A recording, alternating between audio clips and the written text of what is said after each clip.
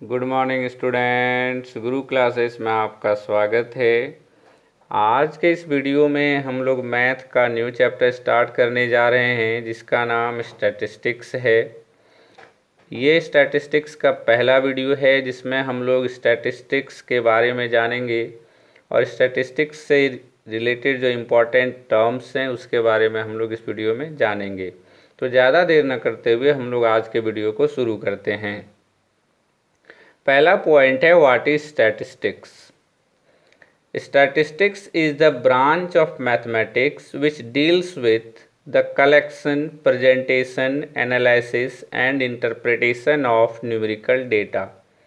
कहता है कि स्टैटिस्टिक्स जो है वो मैथ का एक ब्रांच है जो डील करता है, जिसमें डील किया जाता है, इसमें कलेक्ट किया जाता है डेटा को, उसका उसको प्रेजेंट किया जाता है, एनालाइज किया जाता है, उसके बाद उसको इंटरप्रेट किया जाता है। और डेटा यहाँ पे जो है वो न्यूमेरिकल होना चाहिए। मतलब यहाँ पे डेटा का मतलब हुआ जिसको नंबर के फॉर्म में हम लोग रिप्रेजेंट करते हैं। जो न्यूमेरिकल हमें दिया हुआ रहता है, जैसे कि किसी भी क्लास में अगर 40 स्टूडेंट्स हैं तो 40 स्टूडेंट्स वो न्यूमेरिकल वैल्यू है। 40 जो हमारा है वो न्यूमेरिकल वैल्यू है, तो हम लोग कह सकते हैं कि वो डेटा है। मैथमेटिक्स में न्यूमेरिकल वैल्यू जो दिया हुआ रहता है वही हमारा डेटा होता है।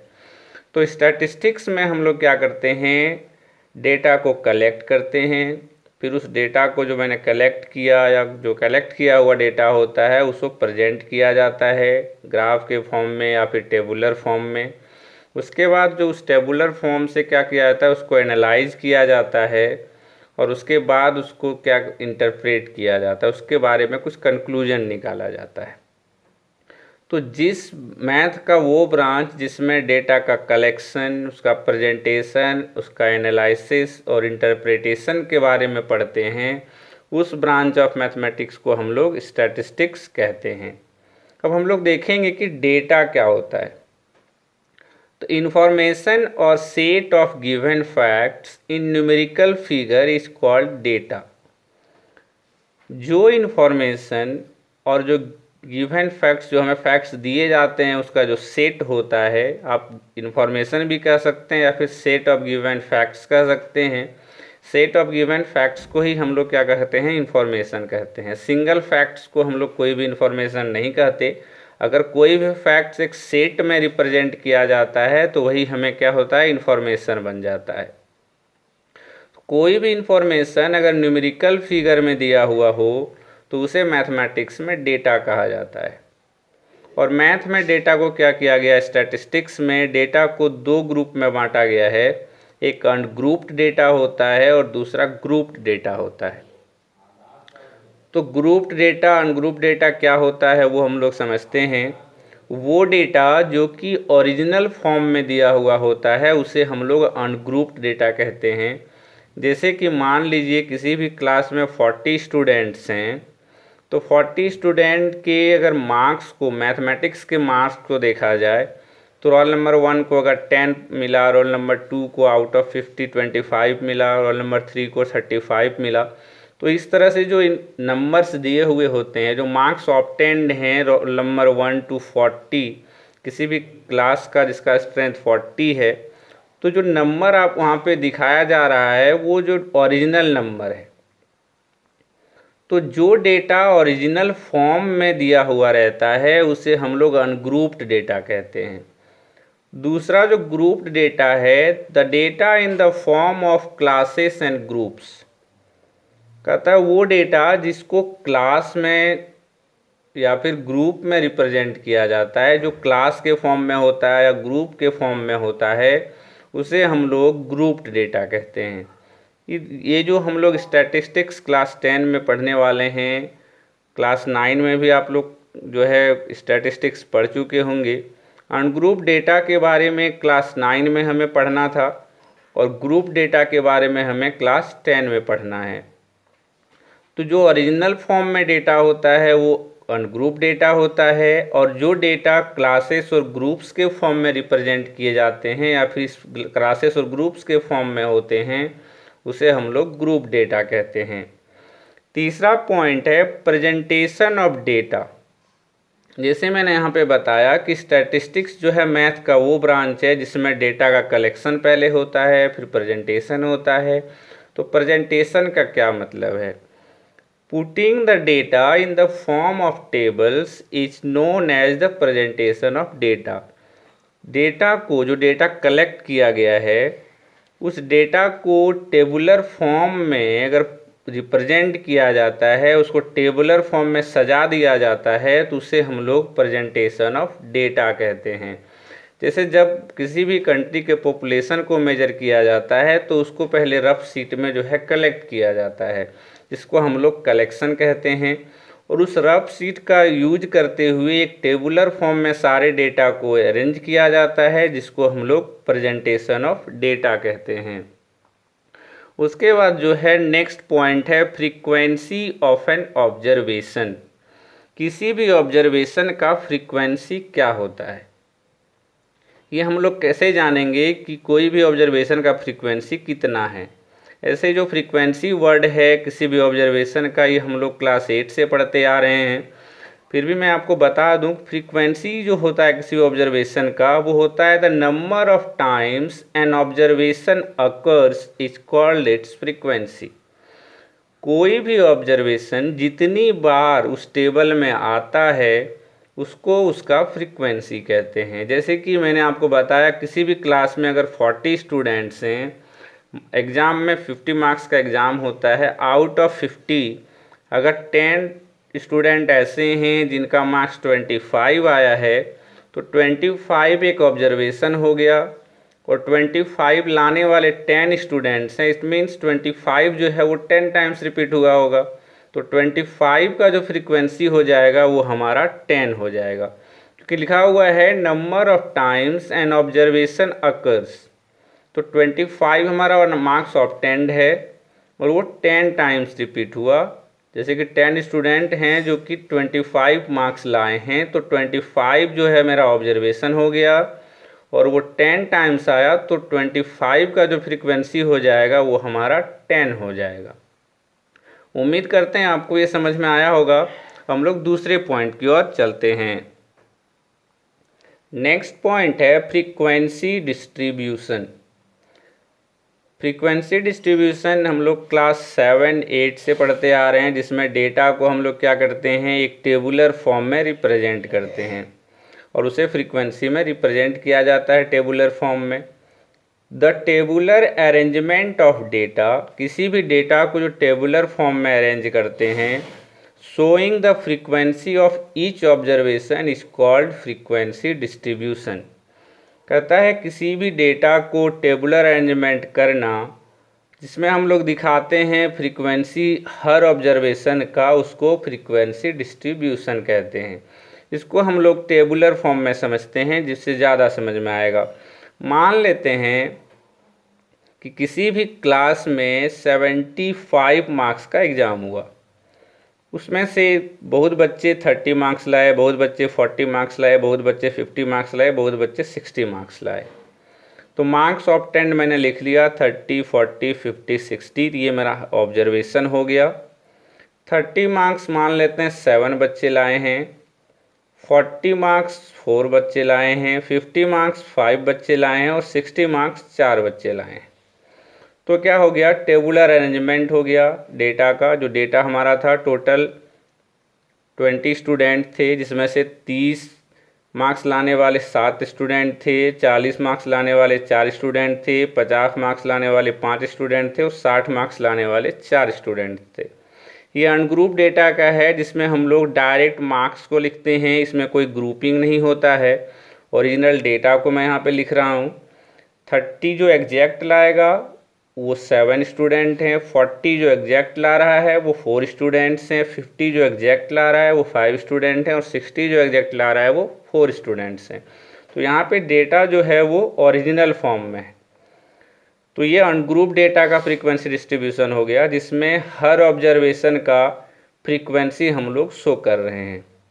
ऑब्जर्वेशन जिसमें मार्क्स 30 मेरा ऑब्जर्वेशन है, उसमें नंबर ऑफ फ्रीक्वेंसी मीन्स कितने स्टूडेंट हैं जो 30 मार्क्स लाए हैं, तो 7 हो गया। तो ये हमारा कहलाता है फ्रीक्वेंसी डिस्ट्रीब्यूशन। जिसमें हम लोग टेबुलर फॉर्म में डेटा को अरेंज करते हैं और उसमें हर ऑब्जर्वेशन का फ्रीक्वेंसी हम लोग कॉरस्पॉन्डिंग दिखाते चलते हैं। उम्मीद करते हैं आपको ये अनग्रुप डेटा का फ्रीक्वेंसी डिस्ट्रीब्यूशन समझ में आया होगा। अब हम लोग ग्रुप डेटा का जो है वो फ्रीक्वेंसी डिस्ट्रीब्यूशन समझते हैं। मान लेते हैं उसी एग्ज़ाम को जो एग्ज़ाम हुआ उसमें हम लोग डेटा को ग्रुप डेटा के फ्रीक्वेंसी डिस्ट्रीब्यूशन में अरेंज करना चाहें तो मार्क्स ऑफ 10 मैंने लिखा है 20 to 30। एक ग्रुप बना दिया मैंने, जिसको हम लोग स्टैटिस्टिक्स में क्लास इंटरवल कहते हैं। ये हमारा लोअर लिमिट होता है, ये अपर लिमिट होता है। तो ग्रुप डेटा में मार्क्स ऑफ 10 लिख दिया, 20 to 30, 30 to 40, 40 to 50, 50 to 60। और नंबर ऑफ स्टूडेंट्स लिख दिया मैंने यहाँ पे, जिसको हम लोग फ्रीक्वेंसी कहते हैं। ये हमारा ऑब्जर्वेशन हो गया और ये हमारा फ्रीक्वेंसी हो गया। 20 to 30 यहाँ पे एग्जैक्ट वैल्यू नहीं है। बहुत बच्चे ऐसे होंगे जो 20 आउट ऑफ 20 लाए होंगे, बहुत होंगे जो 21 लाए होंगे, 22 लाए होंगे, 23, 24, 25। तो इसमें ऐसा नहीं है कि ओरिजिनल फॉर्म जो है इसमें एक ग्रुप के फॉर्म में डेटा दिया हुआ है। इसमें एग्जैक्ट कौन कितना लाया है ये हमको पता नहीं चल रहा, बट हम लोग कह सकते हैं कि इसका मार्क्स जो है 20 से 30 के बीच में है। 5 बच्चे ऐसे हैं जो 20 से 30 के बीच में मार्क्स लाए हैं। 6 बच्चे ऐसे हैं जो 30 से 40 के बीच में मार्क्स लाए हैं। 3 बच्चे ऐसे हैं जो 40 से 50 के बीच में मार्क्स लाए हैं और 6 बच्चे ऐसे हैं जो 50 से 60 के बीच में मार्क्स लाए हैं। तो इससे हमें ये पता नहीं चलता है कि उसका ओरिजिनल मार्क्स कितना है, बट हम लोग ये कह सकते हैं कि ये ग्रुपिंग में 40 to 50 के ग्रुप में ये है। इट मीन्स ये 40 से 50 के बीच में इसका मार्क्स लाई कर रहा होगा। तो इसी को हम लोग ग्रुप्ड डेटा कहते हैं, जिसमें क्लासेस में ग्रुपिंग में जो है डेटा को अरेंज किया जाता है। उम्मीद करते हैं आपको फ्रीक्वेंसी डिस्ट्रीब्यूशन समझ में आया होगा। तो हम लोग देखते हैं कि फ्रीक्वेंसी डिस्ट्रीब्यूशन कितने टाइप का होता है। फ्रीक्वेंसी डिस्ट्रीब्यूशन 2 टाइप का होता है, जो ग्रुप्ड क्लासेस का होता है, ग्रुप डेटा का होता है। अनग्रुप डेटा का जो होता है वो एक ही होता है, बट ग्रुप डेटा का जो फ्रीक्वेंसी डिस्ट्रीब्यूशन होता है वो 2 होता है। एक होता है एक्सक्लूसिव फॉर्म और दूसरा होता है इंक्लूसिव फॉर्म। एक्सक्लूसिव फॉर्म को हम लोग कंटिन्यूस फॉर्म भी कहते हैं और इंक्लूसिव फॉर्म को हम लोग डिसकंटिन्यूस फॉर्म भी कहते हैं। अगर मान लीजिए ग्रुप डेटा में, जैसे यहाँ पे मैंने आपको बताया क्लास इंटरवल में, अगर ये class interval 20 to 30, 30 to 40, 40 to 50, 50 to 60 है, तो इसमें आप देखिएगा कि ये कंटिन्यूस है। पहला का जो अपर लिमिट है दूसरा का लोअर लिमिट बन गया। तो अगर इस तरह के क्लास इंटरवल जो दिए होते हैं, जो ग्रुपिंग किए होते हैं, इसको हम लोग एक्सक्लूसिव फॉर्म कहते हैं। जैसे कि एक्सक्लूसिव फॉर्म का एग्जांपल आप समझें तो जो मैंने लिखा हुआ है इसे 10 to 20, 20 to 30, 30 to 40, ये सारा जो हो गया हमारा ये एक्सक्लूसिव फॉर्म हो गया ग्रुप डेटा का। ये कैसे समझेंगे कि हमारा ये एक्सक्लूसिव फॉर्म है? फर्स्ट क्लास का जो अपर लिमिट है इसको हम लोग लोअर लिमिट कहते हैं, ये हमारा अपर लिमिट है। तो पहले क्लास इंटरवल का, ये क्लास इंटरवल है, तो ये फर्स्ट क्लास का जो अपर लिमिट है और अगर दूसरे क्लास का वो लोअर लिमिट बन जाता है तो उसे हम लोग एक्सक्लूसिव फॉर्म कहते हैं। एक्सक्लूसिव इसका नाम क्यों पड़ा तो उसको भी हम लोग समझ लेते हैं कि अगर मान लीजिए हमें 20 मार्क्स लेना है, किसी स्टूडेंट को 20 मार्क्स आया, तो यहाँ पे कन्फ्यूजन ये होता है कि उस 20 को हम 10 to 20 रखें या 20 to 30 रखें। तो इसमें क्या होता है कि जो क्लास का अपर लिमिट होता है इसको एक्सक्लूड किया जाता है। मीन्स 20 को आपको 20 से 30 लेना पड़ेगा, ये एक्सक्लूडेड होता है, लोअर लिमिट इंक्लूडेड होता है।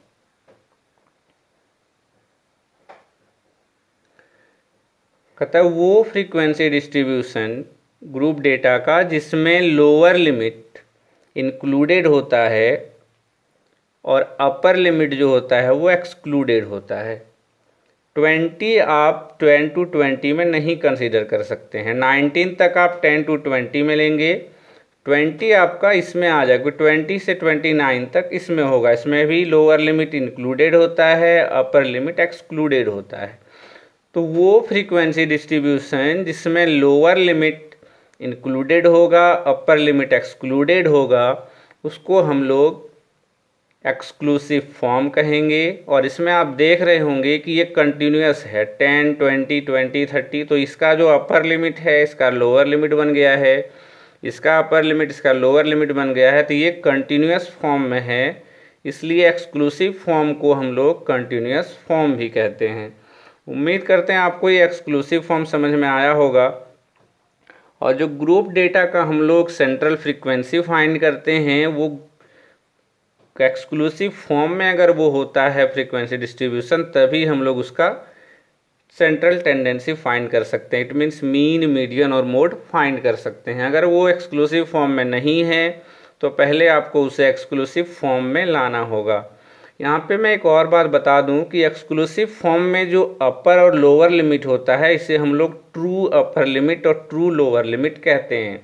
अगर ये एक्सक्लूसिव फॉर्म में है तो ये तो एक्सक्लूसिव फॉर्म में है, तो ये हमारा ट्रू लोअर लिमिट हो गया और ये हमारा ट्रू अपर लिमिट हो गया। अब हम लोग इंक्लूसिव फॉर्म में समझते हैं। इंक्लूसिव फॉर्म का एग्जांपल अगर आप देखें, जैसे मान लीजिए उसी डेटा को मैं रिप्रेजेंट करना चाहूँ तो 10 to 20 हो गया, 21 to 30, 31 to 40 एट्सेट्रा। यहाँ पे अगर हमें 20 लेना है मान लेते हैं, तो 20 कहाँ पे जाएगा? आपको इसी क्लास में लेना पड़ेगा, क्योंकि सेकेंड क्लास जो है वो 21 से स्टार्ट है। तो जो इंक्लूसिव फॉर्म होता है उसमें लोअर लिमिट भी इंक्लूडेड होता है और अपर लिमिट भी इंक्लूडेड होता है। तो एक्सक्लूसिव फॉर्म में हम लोगों ने क्या देखा कि लोअर लिमिट इंक्लूडेड होता है, अपर लिमिट जो होता है वो एक्सक्लूड कर दिया जाता है। मीन्स एक्सक्लूसिव फॉर्म का जो ग्रुप क्लास होता है उसमें लोअर लिमिट को हम लोग उस क्लास में लेंगे, अपर लिमिट को जो है नेक्स्ट क्लास में लेंगे। तो ये हमारा एक्सक्लूसिव फॉर्म हो गया। लेकिन इंक्लूसिव फॉर्म में क्या है कि आपको लोअर लिमिट भी इंक्लूड करना है, अपर लिमिट को भी इंक्लूड करना है।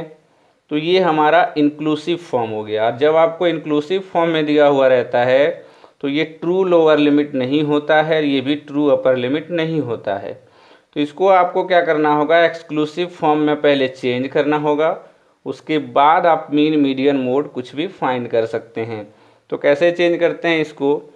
तो जब इसको हम लोग एक्सक्लूसिव फॉर्म में चेंज करेंगे तो लोअर लिमिट में 0.5 आपको माइनस करना होगा और अपर लिमिट में आपको 0.5 प्लस करना होगा।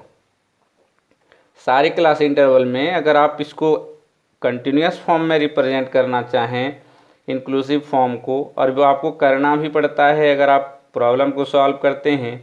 अगर आपको क्वेश्चन जो है इंक्लूसिव फॉर्म में दिया हुआ है, डिसकंटिन्यूस फॉर्म में दिया हुआ है, तो आपको पहले उसको कंटिन्यूस फॉर्म में कन्वर्ट करना होगा, उसके बाद ही आप प्रॉब्लम को सॉल्व कर सकते हैं। तो उसको कंटिन्यूस फॉर्म में कैसे कन्वर्ट करेंगे? तो क्या करेंगे, लोअर लिमिट में -0.5 कर देंगे और अपर लिमिट में +0.5 कर देंगे। तो इससे क्या हो जाएगा, पहला हो जाएगा 9.5, ये 20.5 हो जाएगा। फिर यहाँ पे आप देखिए ये 20.5 हो जाएगा, माइनस करेंगे 0.5 तो, और ये हो जाएगा 30.5। उसी प्रकार से नेक्स्ट क्लास में 30.5 से 40.5 हो जाएगा। तो आप देख रहे होंगे कि ये हमारा क्या हो गया, कंटिन्यूस हो गया। 20.5 फर्स्ट क्लास का अपर लिमिट है, सेकंड का लोअर लिमिट हो गया। तो ये आप आराम से चेक कर सकते हैं कि ये कंटिन्यूस है या नहीं है। अगर पहले क्लास का जो है अपर लिमिट दूसरे क्लास के लोअर लिमिट के इक्वल होता है तो आप कह सकते हैं कि ये कंटिन्यूस फॉर्म में है। उम्मीद करते हैं आपको exclusive form of frequency distribution और inclusive form of frequency distribution समझ में आया होगा। अब हम लोग नेक्स्ट पॉइंट की ओर चलते हैं। नेक्स्ट पॉइंट है class interval. Each group into which the raw data is condensed is called a class interval।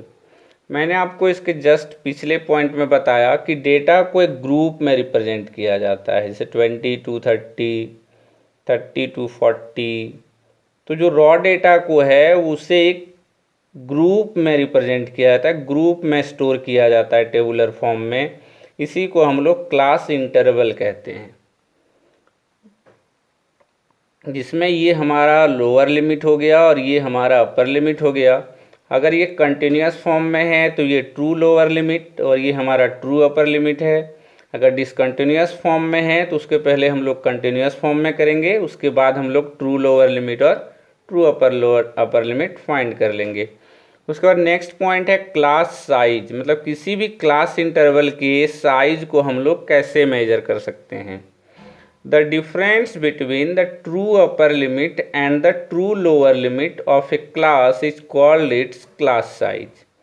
तो यहाँ पे एग्जांपल में हम लोग समझें, जैसे कि मान लीजिए कोई क्लास इंटरवल हमें दिया हुआ है 10 to 25, 25 to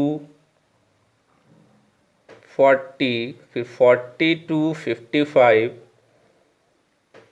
etc। ये हमें क्लास इंटरवल दिए हुए हैं। पहले हमें चेक करना है कि ये एक्सक्लूसिव फॉर्म में है या नहीं है, क्योंकि यहाँ पे लिखा हुआ है difference between the true upper limit and true lower limit, और ये true upper limit true lower limit तभी होगा जब क्लास इंटरवल आपका एक्सक्लूसिव फॉर्म में होगा। तो 10 to 25, 25 to 40, 40 to 55, तो फर्स्ट क्लास का जो अपर लिमिट है दूसरे के लोअर लिमिट के इक्वल है, इट मीन्स ये एक्सक्लूसिव फॉर्म में है। तो उसका डिफरेंस, तो ये हमारा हो गया ट्रू लोअर लिमिट, ये ट्रू अपर लिमिट, तो मेरा क्लास साइज जो हो जाएगा difference between true upper limit true lower limit. True upper limit 25 है -10 इक्वल टू 15, तो ये हमारा क्लास साइज हो गया। हम लोग इजीली क्लास साइज को फाइंड कर सकते हैं, बट सबसे पहले हमें ये देखना होगा कि ये एक्सक्लूसिव फॉर्म में है या नहीं है। अगर ये एक्सक्लूसिव फॉर्म में है तो आप सिंपली क्या करेंगे, upper limit minus lower limit कर देंगे, तो आपको जो है क्लास साइज मिल जाएगा। तो हम लोग दूसरे पॉइंट की ओर चलते हैं। दूसरा पॉइंट है क्लास मार्क। अगर हमें क्लास इंटरवल दिया हुआ है तो हम उससे क्लास मार्क कैसे फाइंड कर सकते हैं। ये सारे पॉइंट्स जो है जो मैं आपको बता रहा हूँ, ये जो प्रॉब्लम हम लोग जब बनाएंगे स्टैटिस्टिक्स का, उसमें ये सारे जो है हमें यूज करने पड़ेंगे, इसलिए आप इसको अच्छे से समझ लें। क्लास मार्क क्या होता है? The average of the upper limit and the lower limit of A class is called it's class mark. किसी भी क्लास इंटरवल का जो अपर लिमिट और लोअर लिमिट का जो एवरेज होता है उसे हम लोग क्लास मार्क कहते हैं। जैसे कि class mark equal to upper limit plus lower limit by 2। जैसे एग्जांपल में इसको भी समझ लें, मान लेते हैं कोई क्लास दिया हुआ है हमें 10 to 20, इसका हमें क्या करना है, क्लास मार्क निकालना है। तो क्या दिया हुआ है, अपर limit plus lower limit. Upper limit 20 है, लोअर लिमिट 10 है बाय 2, तो हो गया क्या 10 + 20 30 बाय 2 इक्वल टू 15। तो 10 20 क्लास मार्क्स का जो क्लास मार्क जो है, क्लास इंटरवल का जो क्लास मार्क होगा वो हमारा 15 हो जाएगा। उम्मीद करते हैं आपको क्लास मार्क भी समझ में आ गया होगा। तो हम लोग इस वीडियो के अंतिम पॉइंट की ओर चल रहे हैं, जिसका नाम है मेजर ऑफ सेंट्रल टेंडेंसी। जो क्लास 10 में बेसिकली हम लोग यही पढ़ने वाले हैं, सेंट्रल टेंडेंसी के बारे में।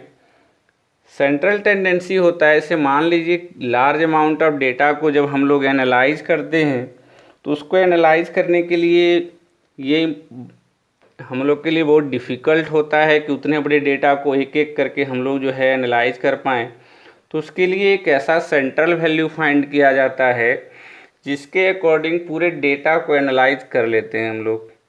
तो उसी को हम लोग सेंट्रल टेंडेंसी कहते हैं। वो सेंट्रल वैल्यू होता है, सेंट्रल पॉइंट माना जाता है उसको, जब लार्ज डेटा को एनालाइज किया जाता है। तो सेंट्रल टेंडेंसी का जो मेजर है वो 3 है, जो हम लोग पढ़ेंगे 10 क्लास में। 9 में भी हम लोग पढ़ चुके हैं, बट 9 में हम लोग अनग्रुप डेटा के लिए पढ़े, 10 में हम लोग ग्रुप डेटा के लिए पढ़ेंगे। तो measure of central tendency, there are 3 most common measures of central tendency. First है जो मीन, सेकंड है मीडियन, थर्ड है मॉड। मीन में हम लोग एवरेज निकालते हैं। एवरेज मीन्स जो मिड वैल्यू है जिसके अकॉर्डिंग हम लोग पूरे डेटा को एनालाइज कर सकें। और इसको जो है फाइंड करने का 3 मेथड है। हम लोग एक एक मेथड पे एक एक वीडियो हम लोग देखेंगे। मीन को फाइंड करने का 3 मेथड है। 10 में हम लोग को तीनों मेथड पढ़ना है। पहला मेथड है डायरेक्ट मेथड, दूसरा मेथड है ज्यूम्ड मीन मेथड और तीसरा मेथड है स्टेप डेविएशन मेथड। तीनों मेथड के द्वारा हम लोग किसी भी डेटा का जो है मीन फाइंड कर सकते हैं। दूसरा है मीडियन और तीसरा है मॉड। मॉड का मतलब होता है कोई भी डेटा कितनी बार रिपीट किया है, जो जितने ज़्यादा बार आता है वही मॉड कहलाता है। और मीडियन होता है कि वो डेटा जो सेंटर पॉइंट पे लाई करता है। ये हम लोग अनग्रुप डेटा में भी देखेंगे और ग्रुप डेटा में भी तीनों को फाइंड करेंगे। हम लोग मीन को भी अनग्रुप डेटा के लिए फाइंड करेंगे, ग्रुप डेटा के लिए फाइंड करेंगे, मीडियन को भी ग्रुप डेटा के लिए फाइंड करेंगे और अनग्रुप डेटा के लिए फाइंड करेंगे, और मॉड को भी हम लोग दोनों डेटा के लिए फाइंड करेंगे। उम्मीद करते हैं आज के इस वीडियो में मैंने जो कुछ भी आपको बताया इंट्रोडक्टरी पार्ट में वो आपको सब समझ में आया होगा। अगर आपको आज का वीडियो पसंद आया हो तो आप वीडियो को लाइक ज़रूर करें और हमारे चैनल को भी सब्सक्राइब करें। अगर इस वीडियो में आपको समझने में कोई भी दिक्कत हो तो आप कमेंट बॉक्स में ज़रूर लिखें। मैं कोशिश करूँगा कि आपके जो डाउट्स हैं वो क्लियर कर सकूँ। इस वीडियो के लिए बस इतना ही। धन्यवाद।